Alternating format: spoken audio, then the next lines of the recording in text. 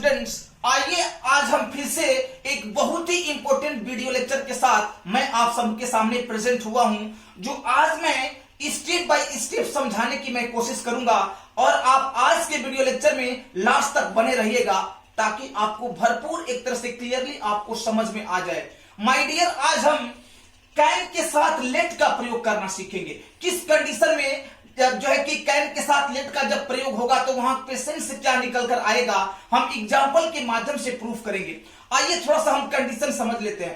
कह रहा है कि ना ने नी के बाद, मतलब जिस वाक्य में ना ने नी के बाद दे सकता है, दे सकते हैं, दे सकती है का भाव आए, सेंस आए, वहां पर डाउटलेस आप कैन के साथ लेट का प्रयोग करेंगे। एक बार और थोड़ा सा समझने की कोशिश की जाए।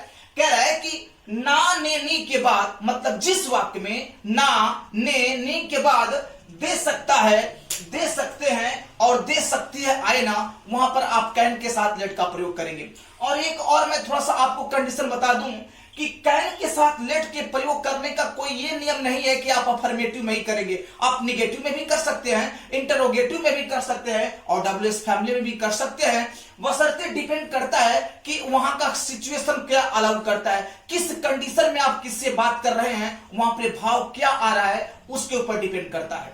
तो आइए अब हम एग्जाम्पल के माध्यम से मैं प्रूफ करने की कोशिश करूंगा। एग्जाम्पल नंबर 1 कह रहा है कि वह मुझे दिन में सोने नहीं दे सकता है, वह मुझे दिन में सोने नहीं दे सकता। अब जरा देखिए, मैं वीडियो प्रारंभ होने के साथ ही बता दिया था कि ना ने नी के बाद दे सकता है, दे सकते हैं, दे सकती का सेंस आए तो। अब कह रहा है वह मुझे दिन में सोने नहीं दे सकते। देखिए सोने, सोना एक यहां पर गोल्ड की बात नहीं, यहां पर सोना एक जो है वर्ब की बात हो रही है।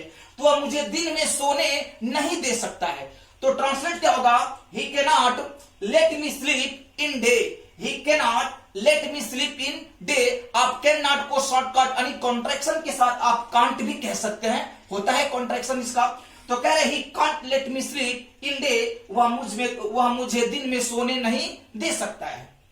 दूसरा एग्जाम्पल कह रहा है वह मुझे पढ़ने नहीं दे सकती है, कह रहा है कि वह मुझे पढ़ने नहीं दे सकती है, तो ट्रांसलेट क्या बनेगा, she can't let me read, she can not let me read, वह मुझे पढ़ने नहीं दे सकती है।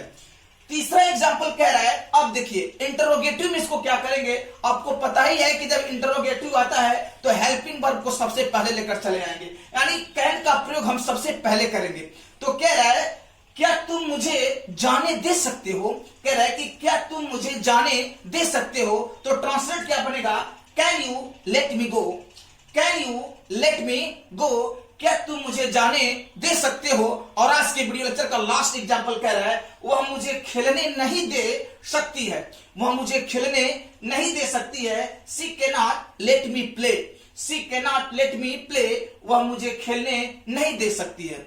गाइस, मैं आशा करता हूं कि अगर आप एक तरह से कंसंट्रेशन, एकाग्रता बनाकर देखे होंगे तो कैन के साथ लेट का प्रयोग बखूबी समझ गए होंगे। आइए थोड़ा सा एक्सरसाइज में, हमेशा की तरह से एक्सरसाइज रिहर्सल पे मैं अधिक फोर्स करता हूं, क्योंकि किसी भी चीज को समझने के लिए और पढ़ने के लिए रिहर्सल बहुत मायने रखता है। तो आइए थोड़ा सा एग्जाम्पल हम के माध्यम से फिर आपको हम स्टेप बाय स्टेप एक बार रिहर्सल करवा देता हूं। कह रहा है कि वह मुझे दिन में सोने नहीं दे सकता है, he cannot let me sleep in day। दूसरा कह रहा है वह मुझे पढ़ने नहीं दे सकती है, she can't let me read। और तीसरा कह रहा है क्या तुम मुझे जाने दे सकते हो, can you let me go। और एट लास्ट कह रहा है वह मुझे खेलने नहीं दे सकती है, she cannot let me play।